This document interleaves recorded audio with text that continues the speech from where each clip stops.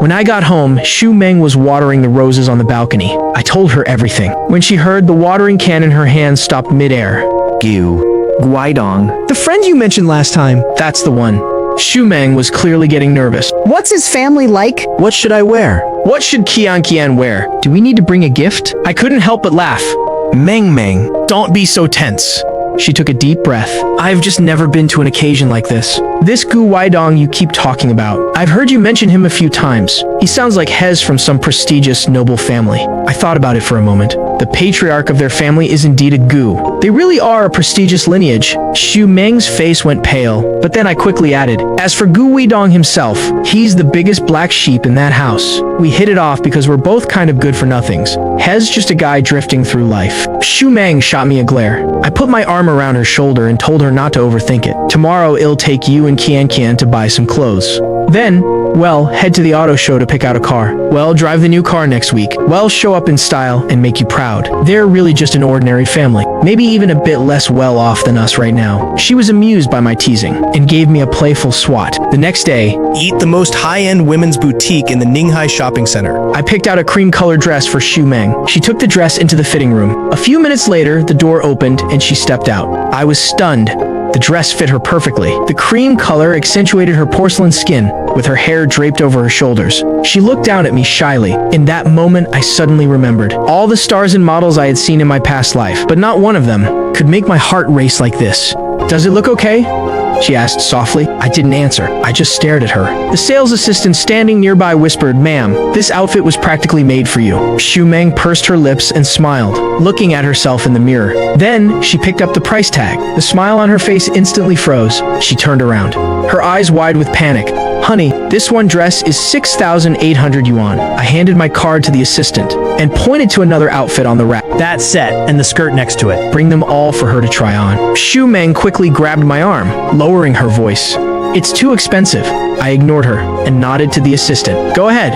The assistant's eyes lit up, and she hurried over to the racks. A few minutes later, the fitting room door opened again. She stepped out in a navy blue velvet gown. The plunging neckline fit her perfectly. The waistline was tailored with incredible precision. No need to try anything else.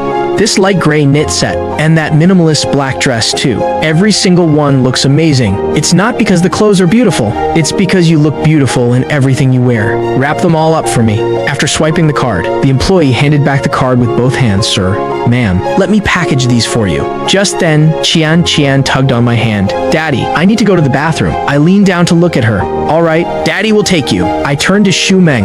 "Wait here, okay? Just take the bags and keep an eye on our things. I'll take Qian to the restroom." "Well, be right back." She nodded. I led Qian toward the mall's restrooms. I only found out later that shortly after I left, two young women walked past the store. One of them happened to glance inside and suddenly stopped in her tracks. Cousin. Shu Meng turned around and was stunned to see who it was. This girl, Zhao Yu, was Shu Meng's cousin, Lu Xiaoyu. Lu Xiaoyu hurried inside. She looked her cousin up and down. "It really is you. I thought I was seeing things." Shu Meng smiled.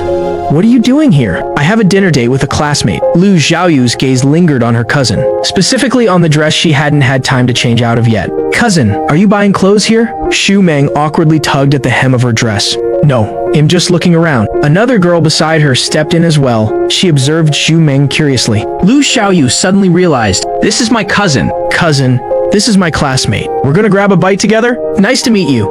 Shu Meng nodded to the girl. "Nice to meet you." Shu Meng nodded to the girl. Well, head upstairs first. "I'll call you later." Lu Xiaoyu pulled her classmate outside. As soon as they left the shop and turned the corner, the friend immediately pulled Lu Xiaoyue back. "Zhao Yue, your cousin is seriously rich." Lu Xiaoyu was stunned. "Rich? No way. Everything in that shop costs at least several thousand yuan." The friend glanced back. "I just saw a huge pile of clothes on the counter. She must have bought all of them.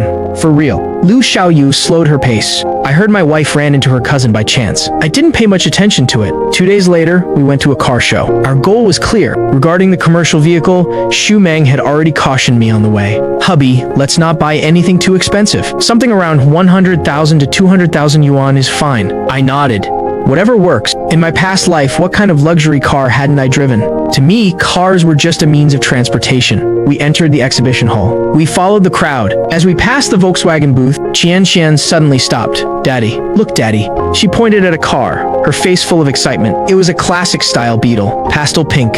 Amidst a forest of cold metal machinery, it looked like a fairy tale that had lost its way. It's so cute. Qian tugged my hand. This car would look great on mommy, and it suits me too. I looked down at her. Do you like it? The little girl nodded vigorously. I looked over at Xu Meng. She didn't say anything. She just quietly admired the car. Her gaze was incredibly gentle. Then she softly asked me how much it cost. I knew that look all too well. She clearly liked it but was afraid it was too expensive. She was secretly doing the math in her head. I waved over a sales consultant. Hello, sir. This high-end Beetle model has a list price of over 300,000 yuan. There are special offers during the car show. Xu Meng lightly tugged my sleeve. Hubby, it's too expensive. I ignored her. I said to the staff, do you have any in stock for immediate full payment? Yes, sir. The one in the showroom is available for immediate pickup. Xu Meng's grip on my sleeve tightened. Hubby, I turned to look at her. It's rare for both you and our daughter to like something. She was stunned. She was speechless. The consultant stood by, watching. Their eyes were filled with admiration. But how can I meet clients in a car like this? She finally found an excuse. Then, well, buy another commercial vehicle. I said it as if it were the most natural thing. I'll drive the commercial one. I'll use it for business. This one will be a private car for you and Qian. She looked at me. Her eyes grew slightly red. Listen, the car for you and Qian is settled. As for my business car, you go ahead and pick it. The price and brand are up to you. Okay, she gave a slight nod. Then she led Qian toward the other booths. I stayed behind to handle the paperwork. Half an hour later, the procedures were finished. Just as I was about to find them, my phone rang. Xu Meng's voice clearly sounded wrong. hubby, where are you? Get over here. Quick, booth number 6. What happened? They pushed Qian. Get over here right now. Those last few words were laced with anger and anxiety. I hung up and immediately ran there. When I arrived, a crowd had already gathered.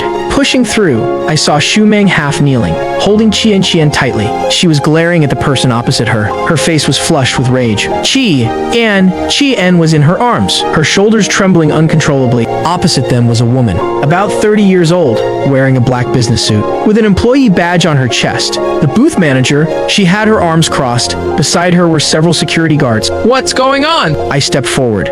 Meng saw me arrive, placed our daughter in my arms, then turned and lunged forward. Why did you push my child? She's only 4. Are you 4 years old too? Ma'am, please. First of all, this is our display area. We have the right to protect the exhibits. Second, the barrier is right there. Your daughter crawled in on her own. Third, she held up 3 fingers and shook them. I only gently stopped her. The girl didn't stand firm, so she fell. What does that have to do with me? If you keep making such a scene, it will damage the image of our exhibition area. I can have security escort you out. My daughter. The woman cut her off. If you feel wronged, then go ahead and file a complaint. Booth number 6.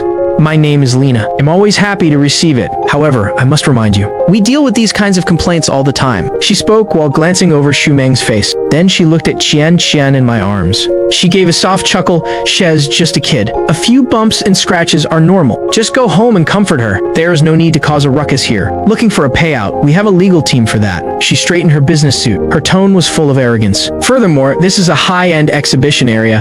We only serve high net worth clients. Different levels of wealth naturally mean different levels of service. If your assets meet the standard. She leaned in slightly, stepping a bit closer. She lowered her voice, but ensured everyone around could hear. I'd even kneel and lick your shoes. The question is, are you worthy? After hearing Xu Meng's explanation, I roughly understood the situation. My daughter saw that great moonlight car. She thought it would suit her daddy perfectly, so she wanted to go up and take a look. The barrier rope was set at an adult's height. The red rope was right at the top of Qian's head. She didn't notice it at all. That woman named Lena just pushed Qian down. I took a step forward and put my arm around Xu Meng. I placed Qian back into her arms. I looked at Lena, my tone calm. Manager Lin, was it? You just said different statuses receive different services. I think that makes a lot of sense. The corner of Lena's mouth curled up. She thought I was backing down. I didn't even bother with her. I turned to look at the flustered employees. Near the display platform, there were 5 cars parked in a row on the platform. Lena had just mentioned one was already reserved. The other 4 were still available. I pointed at those 4. I'll take all 4 of these. What? Lena was stunned. The other employees were also dazed. I repeated myself 4 cars. Full payment. Issue the invoice. No one moved. I looked at them. What? Do you think I don't have the money? I pulled my bank card from my pocket and placed it on the nearby table. Then I pulled out a bank receipt, the one from swiping for the Beetle at Volkswagen earlier. With a thud, I slammed the receipt onto the table. This is the receipt from Volkswagen. You can take a look. A young girl with a ponytail hesitated, then walked over and picked up the receipt. She took one look, and her eyes instantly widened. She instinctively covered her mouth. Then she looked up at me. Her gaze had completely changed. Xu Meng was no longer in the mood to be angry. She hurried over and grabbed my arm. Even if we buy, we're not buying from them. I pulled her down to sit. I patted the back of her hand. Trust me. When the paperwork was nearly finished, I suddenly leaned down. I took off one of Xu Meng's high heels and tossed it in front of Lena. Lena stared at the shoe on the ground. Her face instantly turned as red as a beet. Manager Lin, I wonder if I've reached your standard for high-end customer service yet, I asked. Her lips trembled, but she couldn't say a word. The crowd around us was growing larger. Some were whispering. Others were holding up their phones to record. Seeing she had nothing to say, I shook my head. It seems your company's promise of service is still lacking. I turned to the girl with the ponytail who had just processed the car purchase. In returning these 4 cars, the girl was stunned. Sir, this? Lina's face was now deathly pale. During the car show, to boost sales, they promised unconditional cancellations for the first 2 days. Even after that, only a small deposit would be deducted. It's just that normal people wouldn't do this. No one is bored enough to buy and then immediately return, only to buy again. But now this regulation had become her death sentence. Just then, a familiar voice came from behind the crowd. Brother, what are you doing here? Lu Xingrong pushed through the crowd and strode in. I turned my head. Brother Lu. What brings you here? I came to look at cars. He walked over to my side, looked at the shoe on the floor, then at Lena, who was standing there in a daze. What's going on? I gave him a brief summary. After hearing it, Lu Xingrong's face darkened. His expression turned grim. He turned to look at the cars, his gaze stopping on the off-road vehicle. He paused for a moment. This one... He took out his phone to check something. He held it up in front of me. Is it this one? On the screen was a photo. It was exactly this off-road vehicle. Even the angle was identical. Brother Im, the one who reserved this. You reserved it, that's right. I was planning to give it to you as a gift. He pointed at the car. Last time you said you didn't want to move, so I thought about buying you a nice car instead. I happened to take a liking to this one. It was supposed to be delivered tomorrow. He turned his head toward Lena. His gaze turned ice cold. You're the one who pushed the child. Lena's face went completely bloodless. Chairman Lu, I didn't know. Lu Xingrong ignored her and waved his hand. Cancel it. I don't want this car anymore. He took out his phone and made a call. Hello. Old Zhang. That dark blue off-road vehicle at booth 6. Im taking it. Cancel the other one. Yes, exactly. Cancel it right now. Lena was completely dumbfounded. Very soon after, a middle-aged man in a suit came rushing over. Sweat was pouring down his forehead. Chairman Lu, what happened? Lu Xingrong said, President Zheng, your manager is quite something. My niece just wanted to see the car, and she pushed her down. President Zheng's face turned pale. He turned to look at Lena. His gaze looked like he wanted to eat her alive. His gaze looked like he wanted to eat her alive. Lena opened her mouth. President Zheng. You what? From this moment on, you are no longer an employee of this company. Lena's legs gave out. She collapsed onto the ground, leaving booth number 6. I quickly put that unpleasantness behind me. Lu Xingrong walked beside us, chatting as we went. When we reached the lounge area, he suddenly stopped. My friend, what happened just now was partly because of me. Today, I absolutely must give you 2 a car. Don't you dare argue with me? I was a bit taken aback. Brother Liu, there's really no need. If you don't accept, it means you're looking down on me. His attitude was very firm. Then he turned to look at Xu Meng. Sister-in-law? What do you say? Your husband isn't giving me any face. Your husband isn't giving me any face, so you have to give me some right. Xu Meng was caught off guard and felt a bit awkward. She glanced at me. I gave a slight nod. We originally wanted to buy a commercial vehicle, around 200,000 yuan. 200,000 yuan. Liu Xingrong's eyes lit up. That's nothing. Leave it to me. I'm the expert when it comes to commercial vehicles. I'll make sure to pick one you'll love. With that, he left immediately. After 2 steps, he turned back. What are you still standing there for? Let's go. Xu Meng and I looked at each other. We didn't know whether to laugh or cry. We could only follow him while carrying Qian Qian. Lu Xingrong knew his way around and led us straight to the Mercedes booth. Right in the center of the display Was a silver commercial vehicle with an aerodynamic design. Beside it was a long-legged car model. Posing for photos, Lu Xingrong stepped forward. He didn't even glance at the model. He pointed straight at the car, this one. Then he waved over a staff member. Write it up. The long-legged model was clearly stunned. Her movements froze mid-pose. An employee jogged over to assist. Hello, sir. Are you sure you want this one? Positive, Lu Xingrong replied. Then he turned and started convincing Xu Meng. Sister-in-law, listen to me. You can't go wrong. This car will absolutely meet all your needs. Mercedes is a top-tier brand.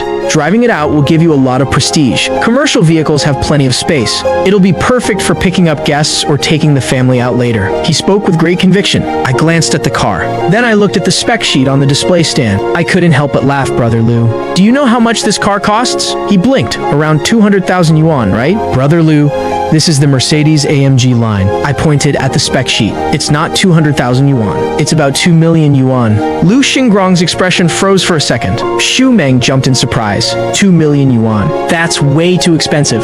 We can't. Brother Lu, this gift is far too valuable. We really can't accept it. Lu Xingrong quickly regained his composure. He started playing dumb, Didn't you just say it was 200,000 yuan? I must have misheard him. Seeing us both fall silent, he decided to play his hand. Fine. I admit it, I did it on purpose. But I couldn't bring myself to give a gift worth only 200,000 yuan. If I'm giving a gift, it has to be this one. If you two don't accept it, I'll just sit right here and refuse to leave all day. He plopped down beside us as he spoke. Looking at that rogue-like expression of his, I realized Lu Xingrong had made a fortune thanks to my intel, but he was never the type to just take without giving back. On the contrary, he always looked for ways to show his gratitude. This is someone worth knowing deeply. I glanced at Xu Meng, who was still politely declining. I stepped forward, patted her shoulder, and said, "Just take it." She looked up at me, a bit startled. I nodded.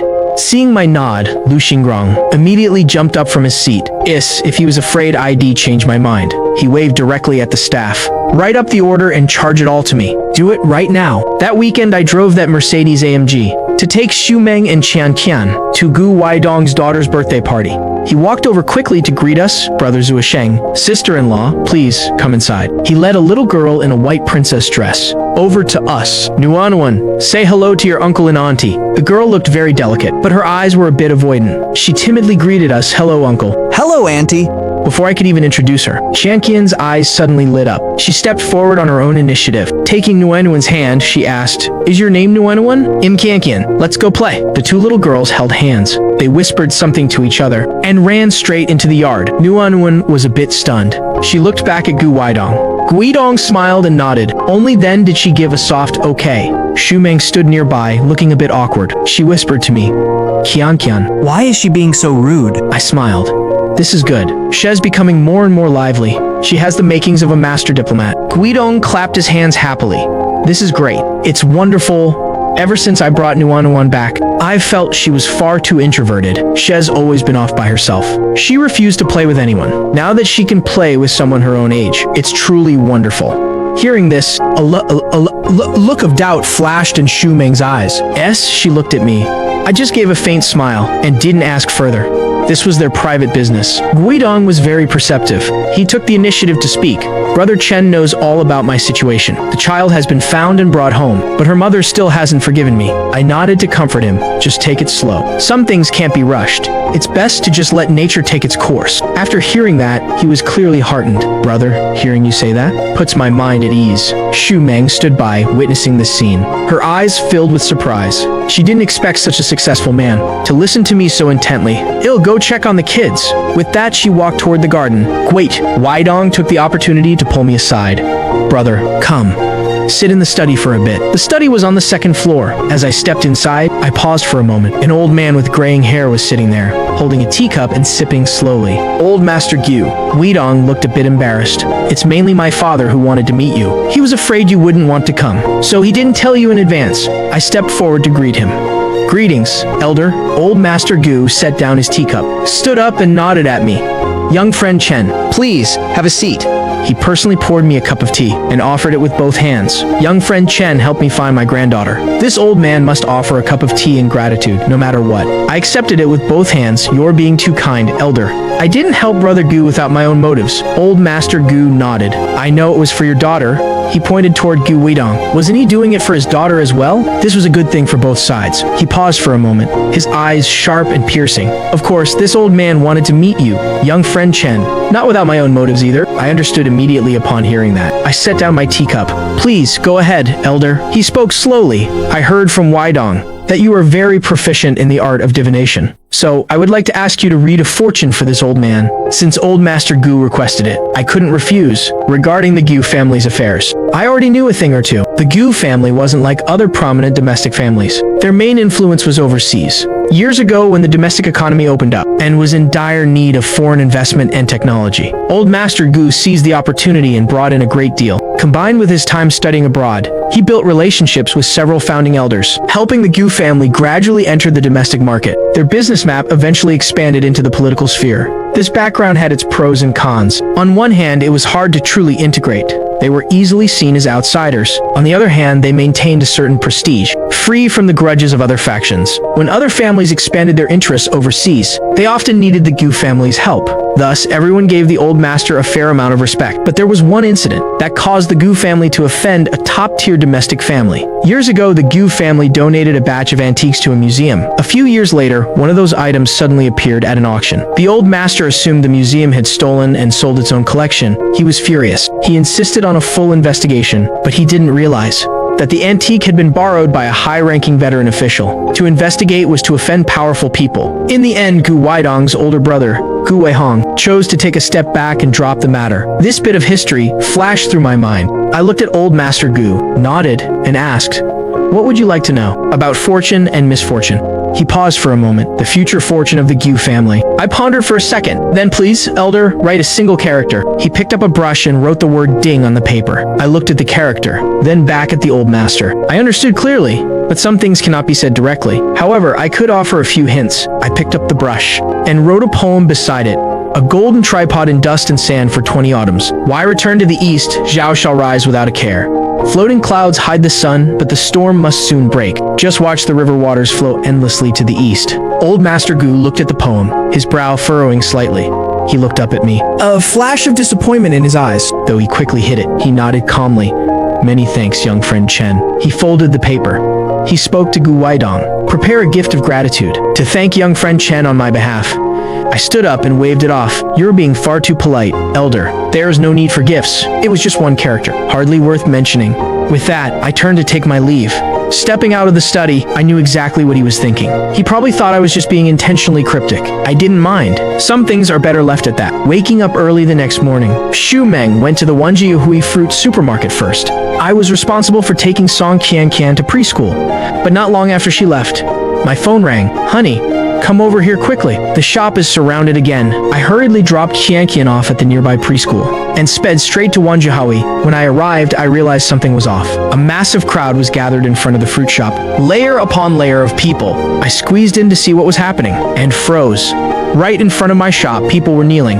We were wrong. The leader was that guy, Brother Young. A week ago, he was acting like a tyrant at the shop, but now he was kneeling right at the entrance. His head was bowed, his face a mess of black and blue bruises. Behind him, 4 or 5 of his lackeys were also kneeling, each one with a swollen face. 2 of them even had their arms in slings. The group was kowtowing in unison, their heads hitting the ground with a thud. They were slamming their foreheads against the tiles, without holding back at all. 2 men were standing nearby. It was Gu Weidong's driver, and that bodyguard, arms crossed over their chests. They watched indifferently. The crowd surrounding them was buzzing with excitement.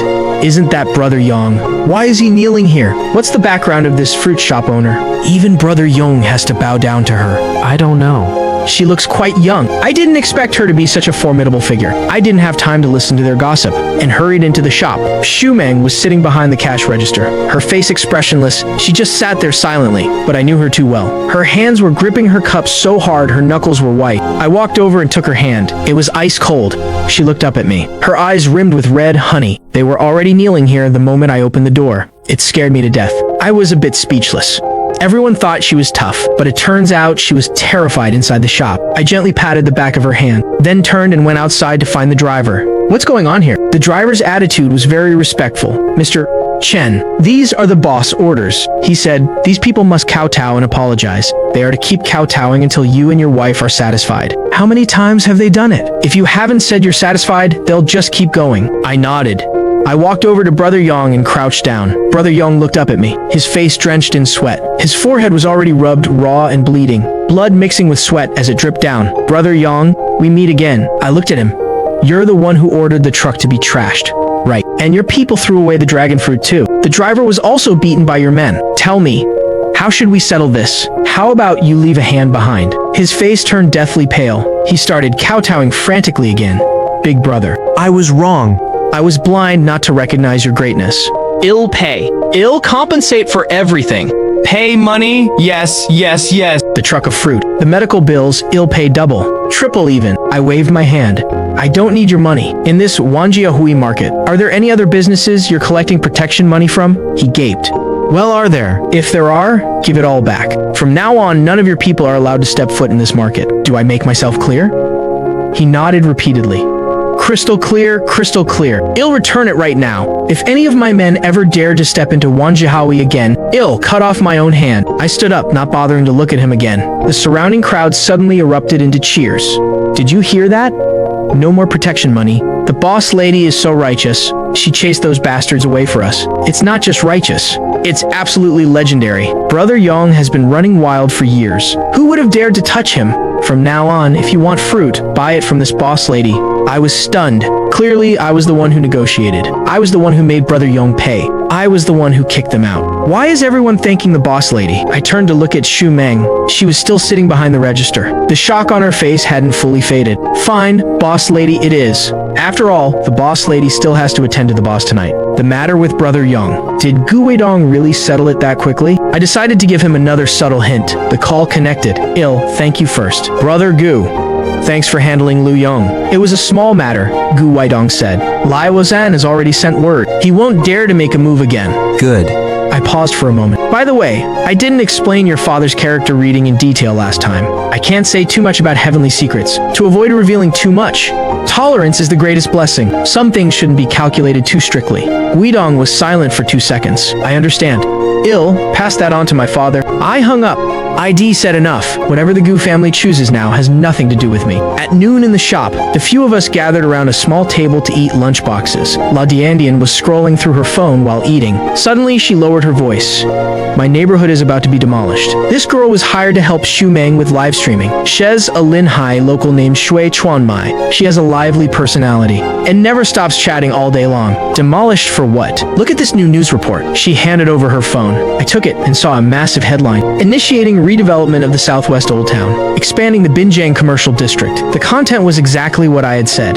Eat the dinner with Lu Xingrong last time. Old Town demolition, Binjiang expansion. Everything was spot on. I gave her phone back and continued eating. I noticed Xu Meng was watching me. She didn't say anything, but I understood that look.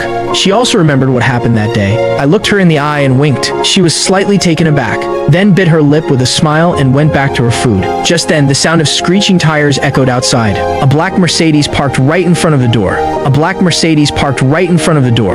The car door flew open. Lu Xingrong practically jumped out of the car. Brother, my dear brother. He strode inside, sweat still beaded on his forehead. Brother Liu, what's wrong? You have to help me this time. He slumped down across from me. That's Southwest District Planning. Did you see the news? I just saw it. It's a perfect match. He slammed the table. Everything you said that day was spot on. The new mayor just took office, and his first move was to target the Old Town redevelopment and riverfront expansion. He took a deep breath. Brother, I'm under a lot of pressure right now. I tapped the table. You hit the jackpot, so why the pressure? It's because I hit it so big that the pressure is on. He rubbed his hands together anxiously. Yuanjing Group is in the spotlight now, but redeveloping an old town isn't easy. Demolition compensation, cultural heritage sites, business owners. If even one step goes wrong, those people watching me like hawks will eat me alive. He lowered his voice. A while back, I used other plots of land from those other companies to trade for a lot of land in the Southwest District. Back then, they all laughed at me for being a fool. Now, every single one of them is green with envy, just waiting for me to make a mistake. I listened without responding. The new mayor has already met with me. Lu Xingrong continued. Mayor Wen asked me for a specific plan. I told him I'd soon present something that would satisfy him. He leaned forward, brother. You absolutely must help me this time. I tapped the table, Brother Lu. I tapped the table, Brother Lu. Your company has so many executives, and no shortage of talent. This matter requires the resources of the entire company. As an outsider, it's not appropriate for me to interfere. What's inappropriate about it? Come work at my company as the CEO. An annual salary of 10 million yuan, what do you think? I shook my head. I'm used to my freedom. I can't be a CEO. Then how about this? His mind was spinning incredibly fast. You can be the executive director of my company. With the authority of a CEO, once the Southwest project is settled, you're free to stay or leave as you wish. I absolutely won't stop you. I laughed. I don't even have shares in your company, so how could I be an executive director? He chuckled. Regarding Wang Jiahui, I bought up quite a few shares a while back. I'll transfer them all to you. Then you use these shares to swap for shares in my Yuanjing group. Wouldn't that solve everything? I paused for a moment. This offer sounds interesting. If I get my hands on Wang Jiahui's shares, I won't just be a merchant here anymore. I'll be a shareholder of this entire market. That's a massive difference. I thought about it for a bit, then held up two fingers. Two conditions. First, Wang Jiahui's shares will be valued at their actual worth. I'll buy them at market price. I appreciate the favor, but I won't shortchange you a single cent. He started to say something, but I raised my hand to stop him. Second, I said, looking him straight in the eye, I want full authority over the Southwest District's planning. I want total control over the Southwest District's development. The plan will be mine to decide. The team will be mine to choose. The process will be mine to run. The entire Yuanjing group. Including you, mister. Lu must follow my lead. Lu Xingrong froze for a second. Then he burst out laughing. He laughed heartily. Deal. He reached out his hand. It's settled then, little brother. Within 3 days, the entire share swap was completed. On the 4th day, an extraordinary shareholders meeting was held. Xu Meng and I officially became the new shareholders of Yuanjing Group. Although her stake wasn't large, a shareholder is still a shareholder. This morning before heading out, she spent nearly 20 minutes in front of the mirror. She wore a navy blue business suit. Her hair was tied up, revealing her pale neck. I was stunned for a moment. It was the first time I'd seen her dressed like that. She looked like the perfect corporate lady. The shareholders meeting ended quickly. I became the CEO. Xu Meng sat in the back row. She quietly observed the board of directors throughout the session. Wait, let's go meet a few people. After speaking, Lu Xingrong tried to pull Xu Meng along. Sister-in-law, you're a shareholder now too. Come, listen in. Xu Meng looked at me, her eyes full of anticipation. I nodded. Let's see what they have to say. The boardroom was packed with management. Familiar faces nodded in greeting. Strangers watched with scrutinizing eyes, some even with contempt. Especially the man sitting at the head of the table on the left, a man in his 50s with a square jaw. His eyes were filled with clear hostility. Lu Xingrong whispered, "That's Wu Quan." The general manager of Yuanjing. With you here, his authority is going to be stripped away. After Lu Xingrong announced the appointment, he added emphasis. From now on, if Mr. Chen and I have different opinions, Mr. Chen's word is final. A wave of murmurs erupted below. The corners of Wu Quan's mouth twitched downward. I stood up and gave a brief introduction. The applause was sparse. Wu Quan didn't even flinch. Just as I was about to sit down, he spoke up. Mr.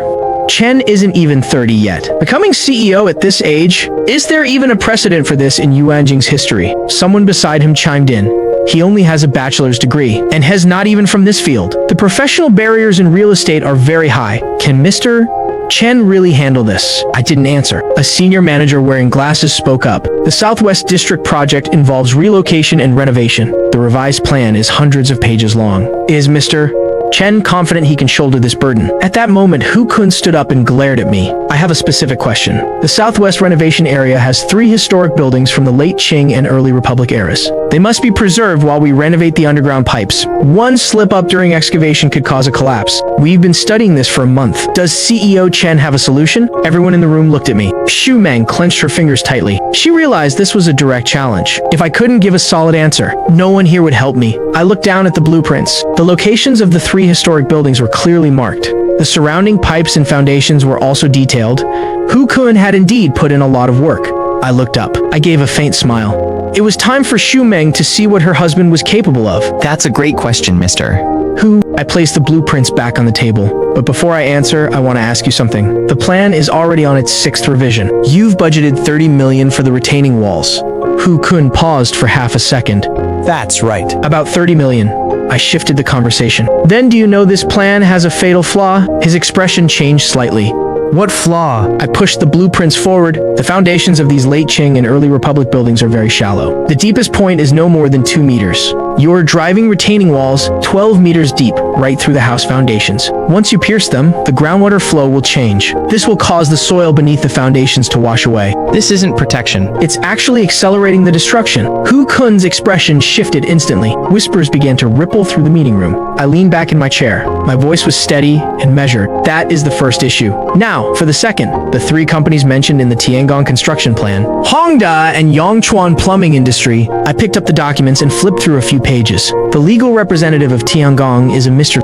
Who has your cousin? One of Hongda's shareholders is your nephew. Yongchuan Plumbing was established less than 6 months ago. Its only partner is Yuanjing. All the orders they've signed are for the early stages of the Southwest District project. The room fell deathly silent. Every eye was fixed on Hu Kun. His face gradually turned pale. You're framing me. He suddenly bolted upright. That's just standard business cooperation. My cousin has been in construction for over a decade. On what grounds should he be barred from bidding? I looked at him without saying a word. I waited for him to finish his outburst before speaking calmly. Manager Hu, I haven't even said there was a problem yet. Why are you getting so worked up? He was left speechless. I turned to the CFO. Director Li, please bring me the financial reports. For these 3 companies from the last 2 years, Lu Xingrong nodded and went to get them. 3 financial reports were placed in front of me. I picked them up but didn't open them. I just held them while staring at Hu Kun. Manager Hu, you've been with Yuanjing for 17 years. Manager Hu, you've been with Yuanjing for 17 years. Manager Hu, you've been with Yuanjing for 17 years. I'll give you 2 choices. First, resign now. I'll act as if nothing happened. I won't even open these reports. Second, I open them, and then the person you'll be facing won't be me, but the full extent of the law. The room was so quiet you could hear a pin drop. Everyone was waiting. He stood there, hands braced against the table. 1 second, 2 seconds, 3 seconds, then he slowly bowed his head. I resign. I set the reports down. Take care, mister. Who? I scanned the room. No one dared to meet my eyes anymore. Let's continue the meeting. My first act as the new official was to burn Hu Kun to the ground. By that afternoon, the news had spread throughout Yuanjing. The effect was immediate. Over the next few days, the policy implementation went incredibly smoothly. Every department cooperated fully. If I needed data, I got data. If I needed people, I got people. No one dared to pass the buck. I led the team, working non-stop for a week. Finally, we produced the results. On the afternoon, the plan was finalized. I gathered the whole team. We reviewed everything from start to finish. When I finished, the room was silent for a few seconds. I don't know who started clapping first, but the applause grew louder and louder, until it echoed throughout the room. I looked at their faces, eyes bloodshot from staying up late. I smiled and told them to go home and sleep. We'll celebrate tomorrow. But no one moved. An engineer rubbed his hands together. Mr. Chen, could you explain the layout of the underground pipe system one more time? I still don't quite get it, but it feels incredibly impressive. I didn't know whether to laugh or cry. These people had worked themselves into a daze, but I knew that from that day on. The entire Yuanjing company truly respected me. I brought the plan to Lu Xingrong. He flipped through a few pages and jumped to his feet. My brother, this is brilliant. This is amazing. If this project succeeds, old Laius' life will have been worth it. He paced around his office in excitement. After 2 laps, he suddenly stopped. The excitement vanished, replaced by worry. But there's something I have to be blunt about. He rubbed his hands and sat down. First issue. Will the city approve this? Mayor Wen just took office. I'm afraid he might not have the guts for this. I smiled. Just a bit of persuasion should do. If it really doesn't work, I'll go with you then. Lu Xingrong's expression relaxed slightly, but his brow furrowed again. Second, it's too expensive. The budget is 3 times the original estimate. We'll definitely need massive loans. What if? I cut him off. What if? I cut him off. If the budget increases, then the profits will too. Long-term profits will be 6 to 8 times the original. I know that. He gave a bitter smile. But what about the initial capital? The bank. We don't need the bank. He was stunned. What? Phase 1 startup capital is over 100 million yuan. Don't tell me you don't even have that much. Lu Xingrong thought he had misheard. Over 100 million yuan. I've seen your plan. You won't get through the first phase without at least 800 million yuan. I gave a slight smile. Just wait. I'll show you what a real game of capital looks like. That afternoon, in a small meeting room at City Hall, Mayor Wen Min met with the Bureau of Construction, along with the heads of the planning and finance bureaus. To hear the report, Lu Xingrong sat beside me, looking a bit nervous. Let's begin.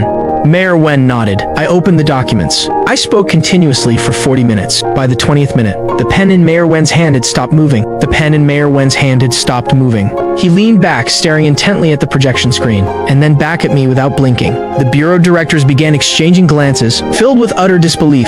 They were likely wondering just what kind of genius they were dealing with. When I finished, I clicked to the next slide. The room was so silent you could hear a pin drop for 5 full seconds. Mayor Wen picked up his teacup. If anyone has questions, feel free to ask. Director Chu was the first to speak.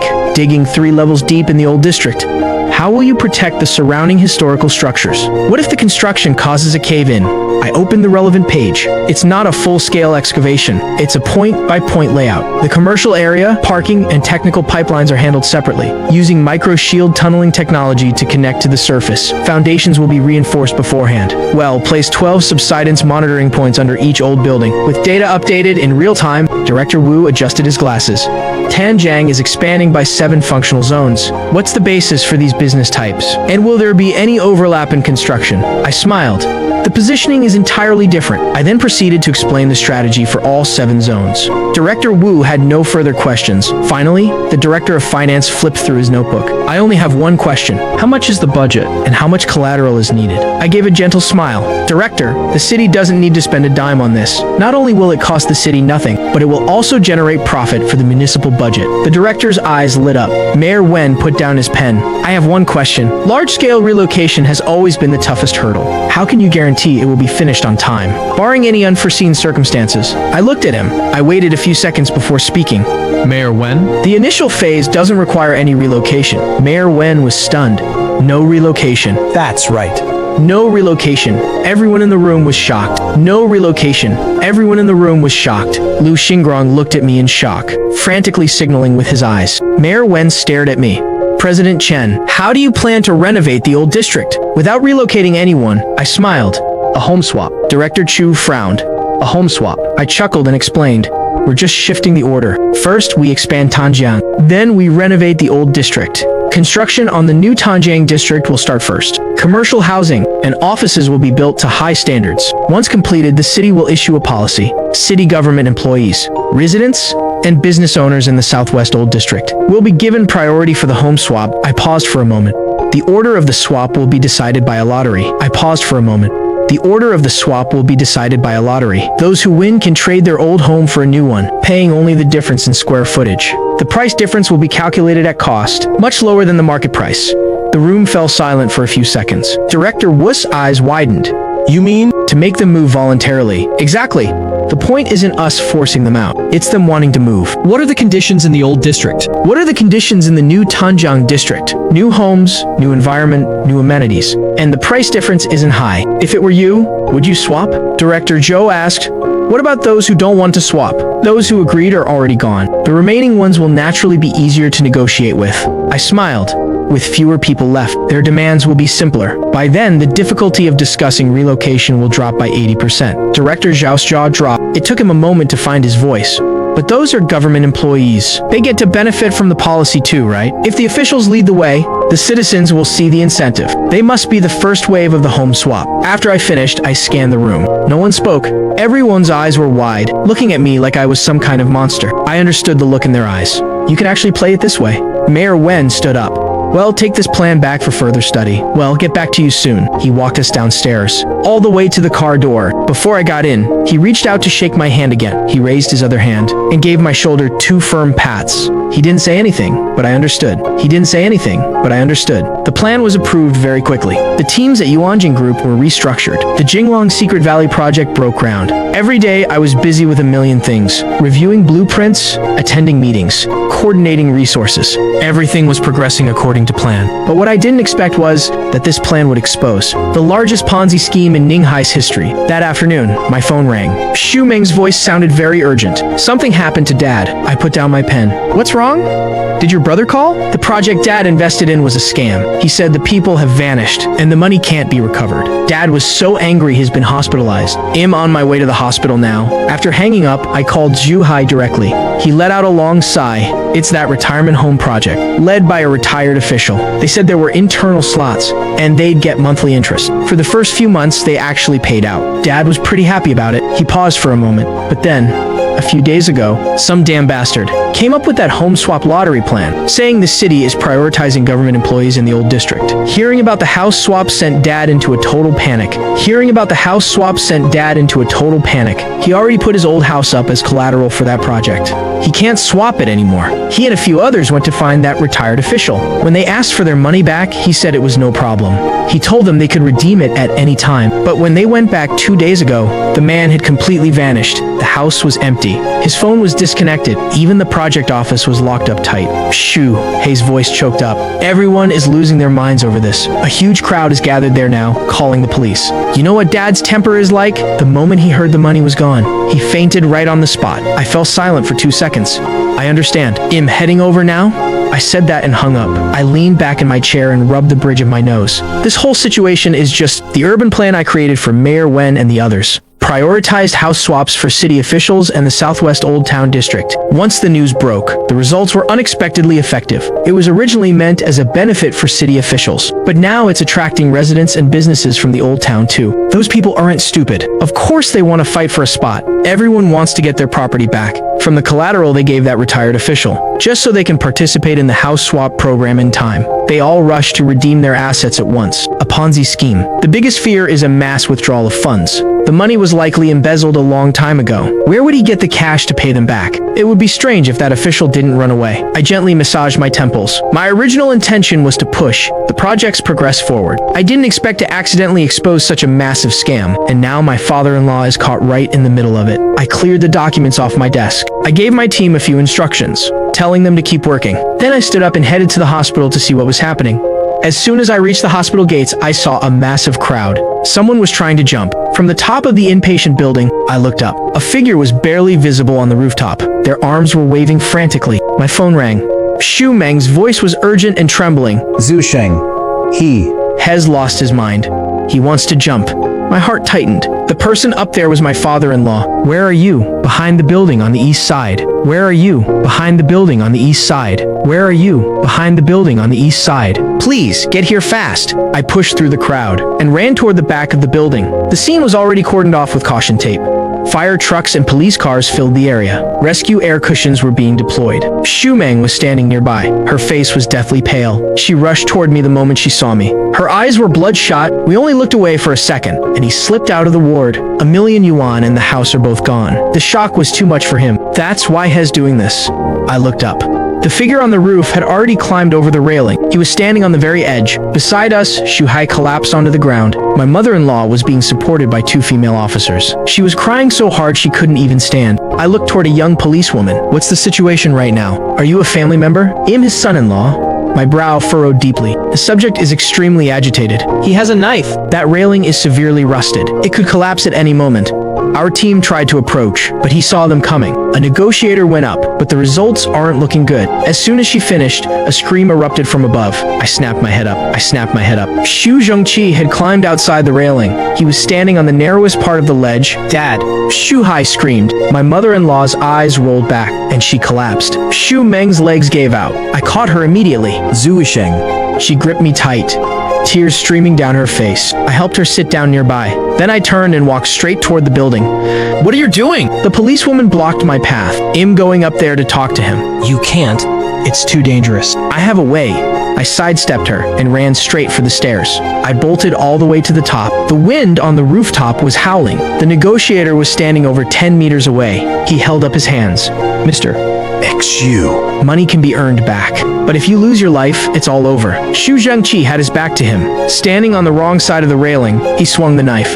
Don't come any closer. Take one more step and I'm jumping. I walked up and tapped the negotiator's shoulder. Family, let me handle this.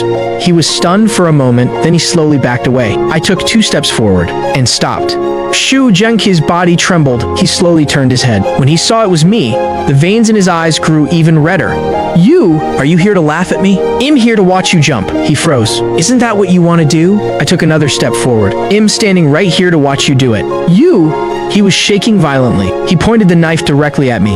Chen Zuisheng. The reason I'm backed into a corner like this today is all because of you. I nodded. Right? It's my fault, is it? Did I force you to invest? Did I force you to mortgage your house? Did I force you to believe that scammers' lies? His mouth hung open, but no words came out. I took another step. Millions of yuan are gone, and now you don't even want your life. If you jump, will the money come back? His lips trembled. If you jump, will the money come back? His lips trembled. That was my entire life savings. So what? I cut him off. If you're dead, What happens to your wife? What happens to your son? your daughter is right down there. If you jump, she'll have to watch it happen. Have you thought about how Shez's supposed to live after that? The hand holding the knife shook.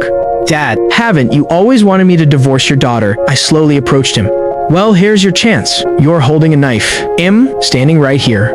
Before you jump, stab me. Consider it your revenge. He glared at me. Daunt? You hate me? I spread my arms. Do it. Since you don't want to live anyway, take me with you. Then all our debts will be settled. You think I want? He swung the knife wildly. Screams erupted from the crowd below. I didn't flinch. I looked him straight in the eye. If you have the guts, do it. Stab me, then jump. At least you'll have company in the afterlife. Shu Zhengqi's knife froze in midair. His arm was shaking uncontrollably. I took another step. I was only 3 meters away now. The rescue cushion was already inflated. It was bright orange. From up here, it looked like a tiny band-aid. Dad, I lowered my voice. Your daughter is right down there. Listen. You can hear her calling for you. Shu Meng's cries drifted up through the wind. Shu Zhengqi's arm shook even harder. Tears spilled from his eyes. Have you thought about it? I stared at him. If you die, and Qian Qian asks where her grandpa went. What am I supposed to tell her? Should I tell her grandpa got scammed, lost his mind, and jumped off a building? She's only 5 years old. That will haunt her for the rest of her life. His knife slowly lowered. At that exact moment, the railing let out a sharp crack. A rusted section snapped completely. He lost his balance and stumbled. Without hesitation, I lunged forward. My left hand grabbed the wrist holding the knife. My right arm wrapped around his waist, pulling him down. I used every ounce of strength to throw myself backward. Both of us tumbled off the ledge. The wind roared in my ears. Countless screams rose from below. Then a heavy thud. Everything went black for a moment. I don't know how much time passed. I opened my eyes. The orange rescue cushion was right beneath me. Beside me, Shu Zhengqi was lying on his back, staring blankly at the sky. He wasn't moving.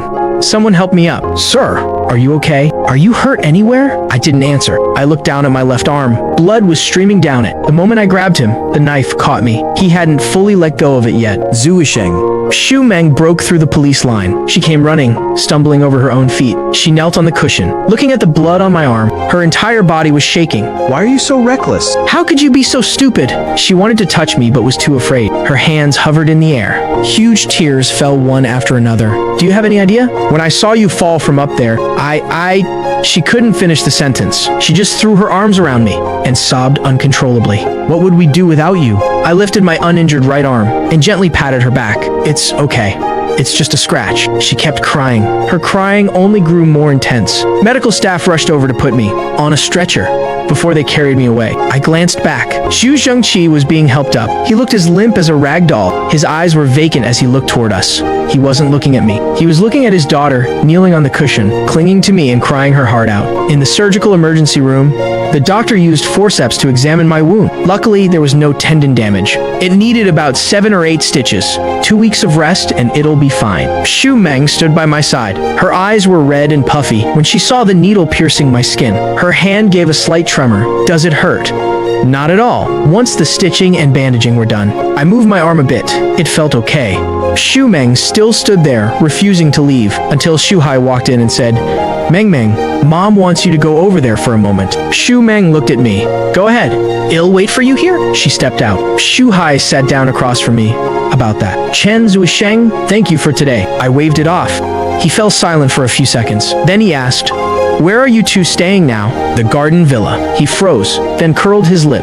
The Garden Villa. Stop bullshitting. I'd believe you if you said you were living in a park. He got halfway through the sentence. Before his eyes landed on the bandages on my arm, he swallowed the rest of his words. I looked at him.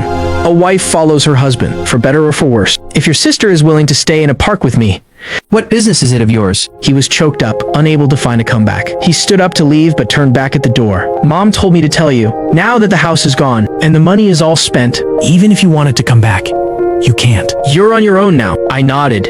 We've already moved out, so we won't be coming back. Tell Mom and Dad that the Ponzi scheme has collapsed. The cash is likely gone for good, but the house doesn't have legs. It can't run away. Once the case is closed, they'll probably get it back. I went home and rested for half a day. The next day, I went to work, as usual. That afternoon, the company held a meeting to push the project forward. Everything was proceeding according to plan. After the meeting, Lu Xingrong pulled me into his office. Zuisheng, the project is finally on track. It's time to consider the next step. We only have about 200 million yuan in liquid cash on the books, according to your plan for phase 1. We need between 800 million and 1 billion yuan. Should we take out a bank loan? If we do, it's best to ask Mayor Wen to put in a word with the bank. No need. I shook my head. I took a piece of paper from my pocket and pushed it toward him. Help me open domestic and international derivatives trading accounts. His eyes widened. You're playing with derivatives. Do you have any idea how high the risk is? What if we lose it all? I spoke with absolute certainty. Don't worry, we won't lose. If you want to make money, don't look to the mayor, look to the market. Let me know once the accounts are open. As for the rest, you just sit back and watch. 3 days later, all the accounts were set up. For the following week, I practically lived at the office, handling project business during the day, and monitoring international markets at night. Sometimes I stayed up until 3 or 4 in the morning. Shu Meng was heartbroken seeing me like this. On the very first night, she brought a thermal lunchbox. She walked in and saw my eyes glued to the screen. She set the container on the desk. Drink this pork rib soup before you keep working. I looked up and saw a little head peeking out from behind her. Daddy Mommy said you're hurt but still have to work. I'm here to supervise you. Qian Qian ran over and jumped into my lap. I smiled. Alright, you're the boss? Shu Meng sat down beside me. She frowned at the messy red and green lines on the screen. Do you even understand what all this means? I chuckled. Your husband is a man of many talents. That night, they stayed until 10:30. From then on, they came every single day. The food in the lunchbox was different every time. Lu Xingrong stopped going home to sleep too. He had a room cleared out right next door. At night, Head watched the electronic boards with me. He didn't understand it, so he just sat there. Occasionally, Head asked any movement yet. ID tell him, not yet. And so he continued to wait. On the third night, he called the administrative manager. He arranged for 2 shifts of staff, triple pay for the night shift to support General Manager Chen. 20 minutes later, coffee, tea, and snacks were brought in. Lu Xingrong leaned back on the sofa and muttered, "Even as chairman, I've never had this kind of treatment." My eyes were fixed on the screen. I didn't bother acknowledging him. The CFO, Mr. Lee, came to see me specifically about this. He spoke with total sincerity. General Manager Chen, 20-30 million yuan is not a small sum. With high leverage and high volatility, one tiny mistake, and our capital could vanish overnight. The company is pushing hard on the Southwest District project. If this money is lost, the project's progress will be crippled. Our bank credit lines will also be in jeopardy. Everything he said was perfectly logical. I smiled. I understand everything you're saying, Mr. Lee, but you don't understand my playstyle. Just wait and see. Lu Xingrong was silent for a few seconds. He waved his hand. Just do as General Manager Chen says, Mr. Lee took a deep breath. He nodded and turned to walk out. On the 6th night, the trend lines on the screen began to move. I stared at the numbers. My fingers tapped lightly on the keyboard. Lu Xingrong leaned in. Is it starting? Almost. He nodded. After waiting all these days, it's finally here. The board started fluctuating wildly. I kept my eyes locked on the screen and began typing. Lu Xingrong leaned closer.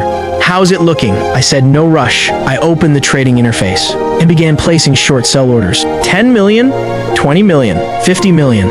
I entered the positions in batches. He watched the dancing numbers. His Adam's apple bobbed as he swallowed. The first day, it didn't drop. The second day, it bounced back up. The short positions were showing a temporary loss. He couldn't sit still anymore. He paced back and forth in the room. The atmosphere was incredibly tense. On the night of the 3rd day, I stared intently at the electronic board. Lu Xingrong closed his eyes as he leaned back on the sofa. The door opened, and a young woman walked in carrying a tray. Coffee and snacks were neatly arranged on it. Lu Xingrong jolted awake. He glanced at her. He asked if she was new. He said she was a newcomer from the administrative department. Her name was Xu Yingying. Lu Xingrong paused for a moment. Xu Yingying. Win-win. That's a good name. I couldn't help but chuckle. When people are under pressure, anything can become a psychological crutch. I looked at Xu Yingying and said, from now on, you are my secretary. She was stunned, but she reacted instantly. Yes, Boss Chen. I won't let you down. I'll definitely do my best. Another day passed. The electronic board finally began to fluctuate. The K-line took a sharp turn downward. A massive bearish engulfing candle appeared. The gains from the previous 3 days began to evaporate. Lu Xingrong stared at the screen. He didn't even blink. By the time the market closed that evening, the account was back at the break-even point. He let out a long, heavy sigh of relief. He slumped onto the sofa and said, "Kid, my heart can't take much more of this. My heart is about to give out." I replied, "It hasn't even started yet." He bolted upright. He said, "All this and it hasn't even started." I nodded.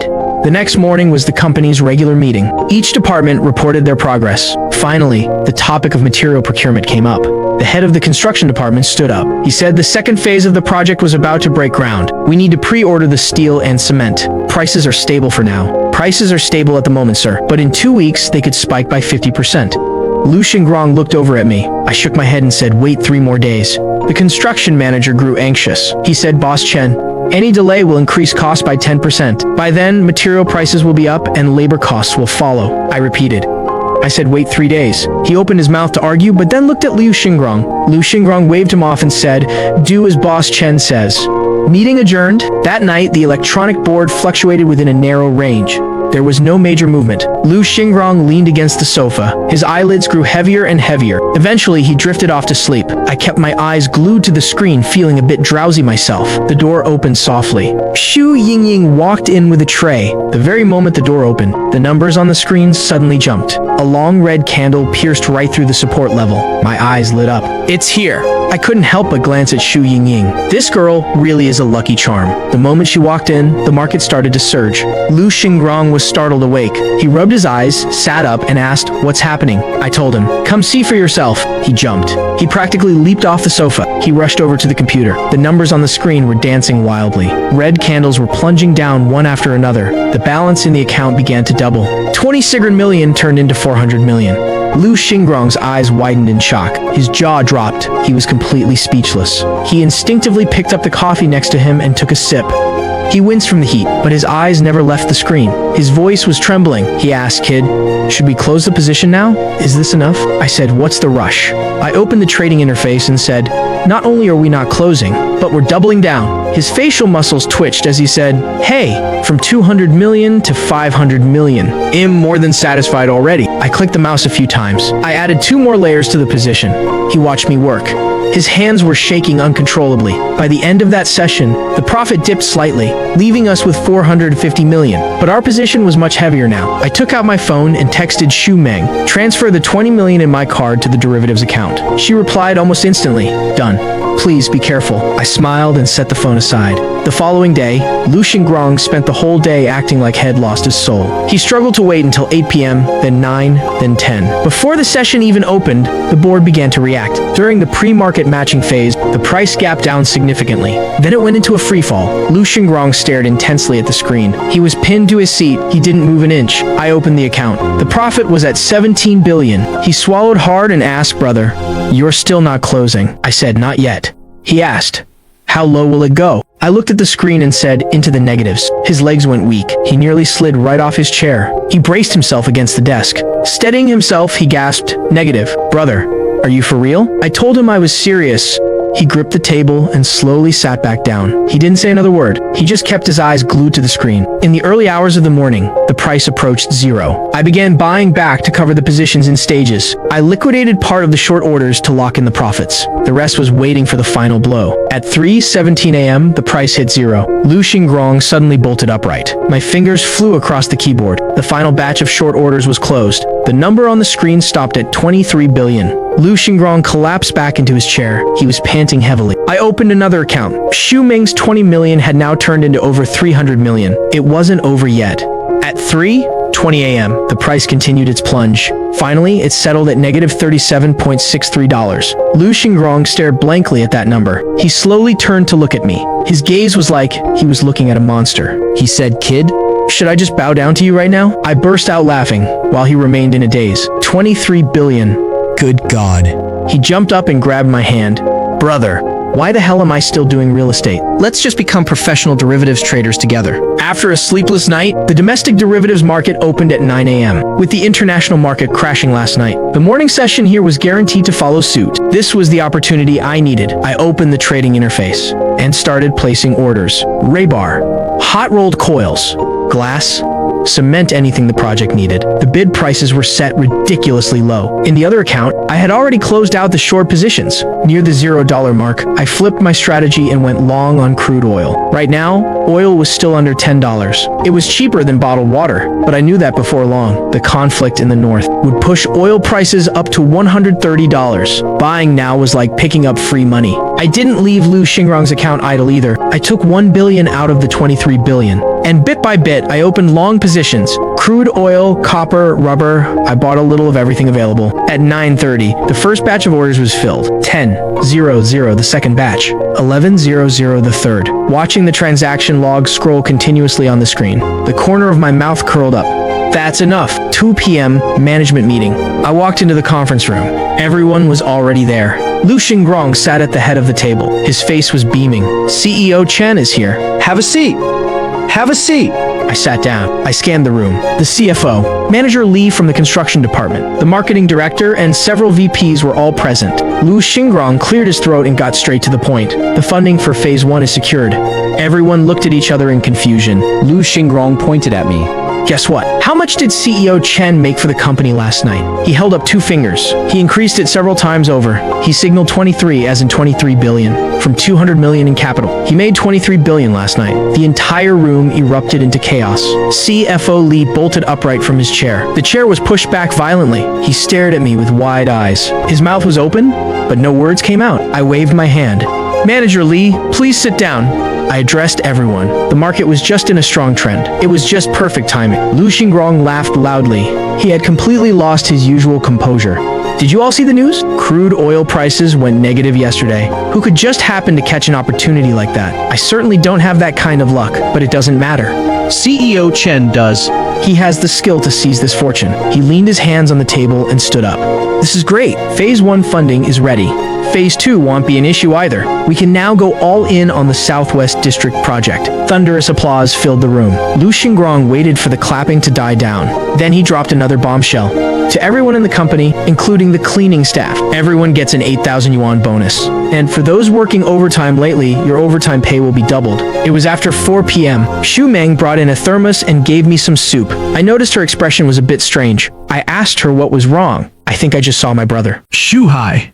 Yeah. Right there in the first floor lobby. As the elevator doors were closing, I saw someone who looked exactly like him. I think he saw me too, but he didn't come up. I said he was probably here for business. Lately, many companies have been coming by looking for contracts. I called the sales manager. I told him to check on it. A few minutes later, the phone rang. CEO Chen. I found him. A manager named Shu was just here, but their company hasn't received any orders yet. CEO Chen, should I arrange something for them? I smiled. If there's a suitable spot, you can set something up. That company has some ties to our shareholders, but no need for special treatment. Just follow the standard procedure. Understood. I hung up. Xu Meng looked at me.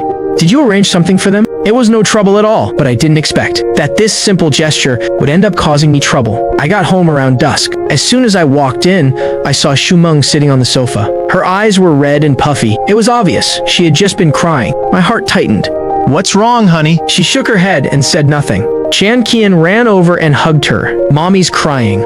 I knelt down and asked Qian Qian. What happened, sweetie? Qian Qian's little face was pouting. She said angrily, "We went to eat today. Grandpa hit Mommy, and he called her a shameless woman." Fury immediately surged within me. That old man caused a scene at the hospital and threatened to jump.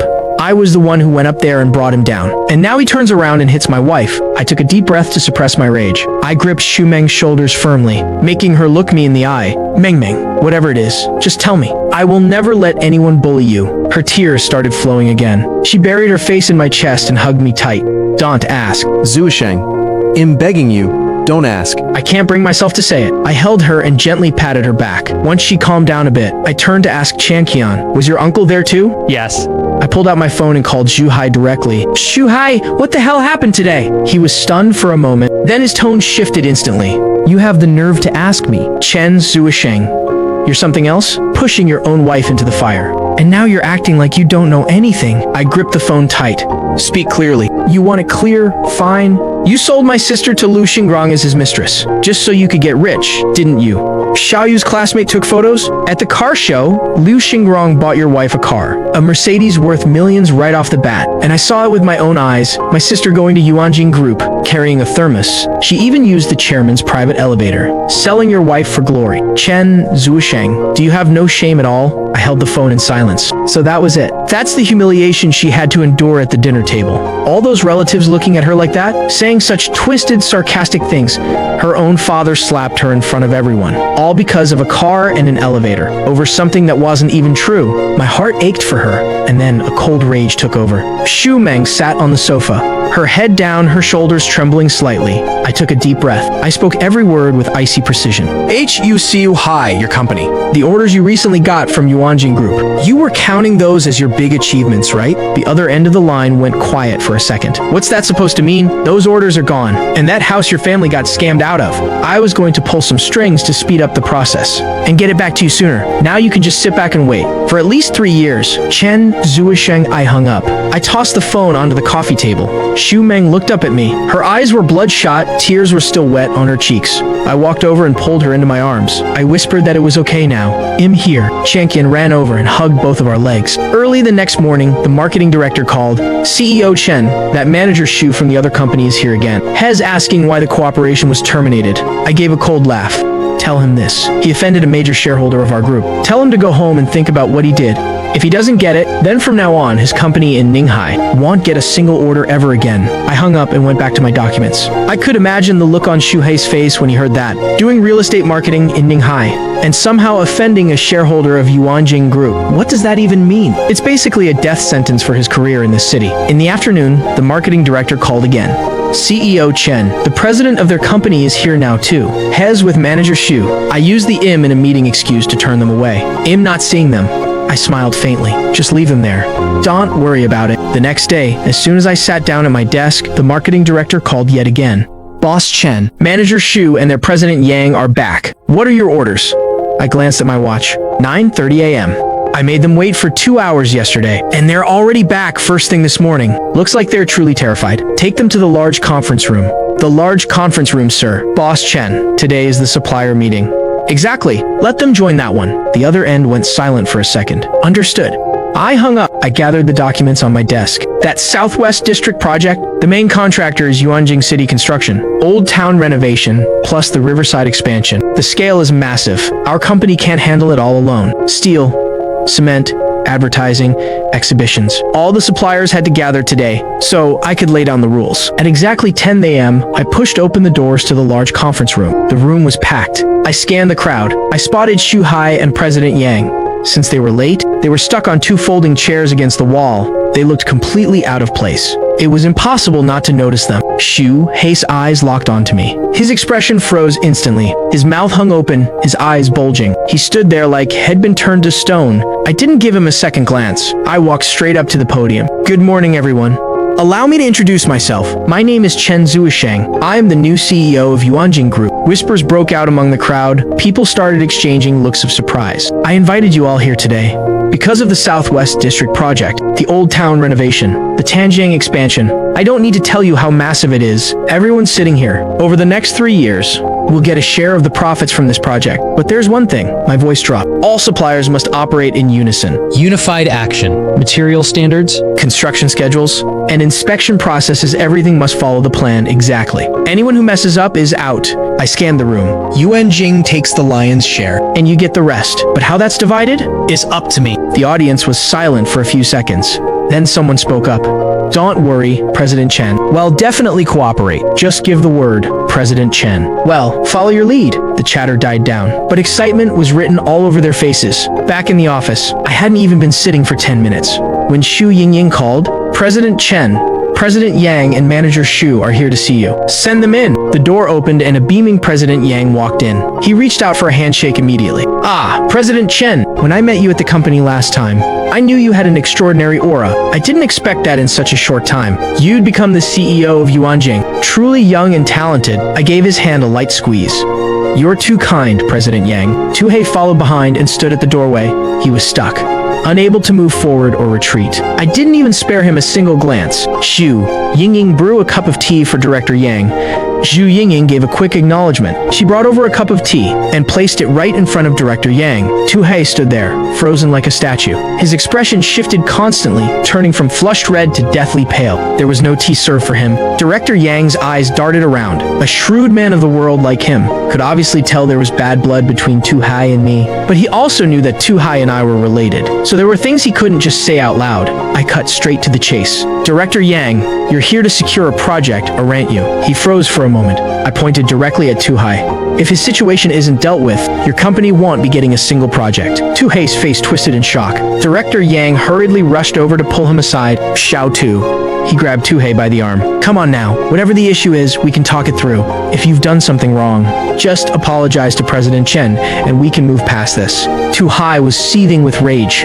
His face was completely drained of color. Director Yang looked at him, then back at me. Then he spoke up. President Chen, how about I let you two talk things over first? Il wait outside. He pushed the door open and stepped out. Only Tuhei and I remained in the room. I leaned back against the sofa and stared at him. Tuhei, do you have any idea which shareholder of the Vision Group you've managed to offend? He looked dazed for a moment.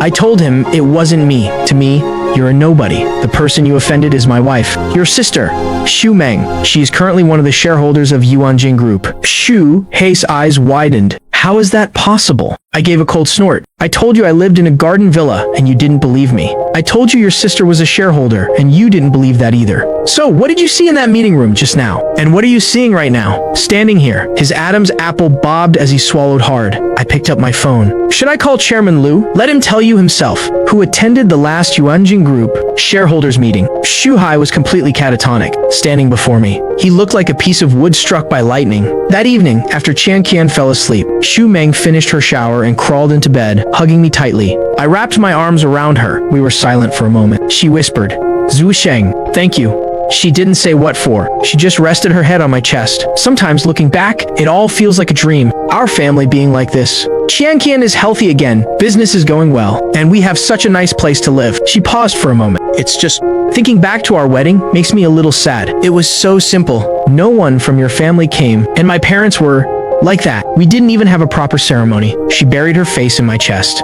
She didn't say anything else. I held her without a word, but an indescribable emotion welled up inside me. When we got married, I hadn't been reborn yet. My old self was a gambling addict who didn't care about the wedding at all. Xu Meng had defied her entire family to marry him. Enduring that pathetic wedding, since she said that, I should make it up to her with a real wedding. I'll marry her all over again. Feeling her warmth against my chest, my heart suddenly stirred with an unusual intensity. No sooner thought than done. The next day was Sunday. I woke up very early. Xu Meng was still asleep. I gently kissed her forehead and headed straight to Ninghai's oldest jewelry store, a place specializing in custom designs. After hearing my request, the manager brought out a box. Mr. Chen, you're in luck. We just received a flawless 5-carat D-color diamond. Its cut and fire are absolutely perfect. Inside was a raw diamond. Under the lights, it looked as pure as a condensed drop of water. This stone is extraordinary. We just haven't found a client worthy of it yet. If you agree, well, begin crafting it immediately. How long will it take to make it here? About 3 hours, sir. I nodded. Do it. 2 hours later, a perfect round diamond sat on a black velvet cloth. Every facet reflected tiny sparks of light, like holding a star in the palm of my hand. When I got home, Xu Meng had just woken up. She was wandering the living room in her pajamas. Qian Qian was lying on the sofa drawing. I walked over to her side, dropped to one knee, and pulled out the ring box. Xu Meng froze. The last wedding doesn't count. This time, it's me. Chen Zuisheng wants to marry you. She covered her mouth. Tears instantly welled up. She was speechless, only able to nod. Nodding frantically, Qian Qian jumped off the sofa and rushed over. Mommy's crying. Daddy's bullying mommy. Xu Meng laughed through her tears. Hez not bullying me. She choked up, unable to continue. She just hugged me tightly. I gently slid the ring onto her ring finger. It was a perfect fit.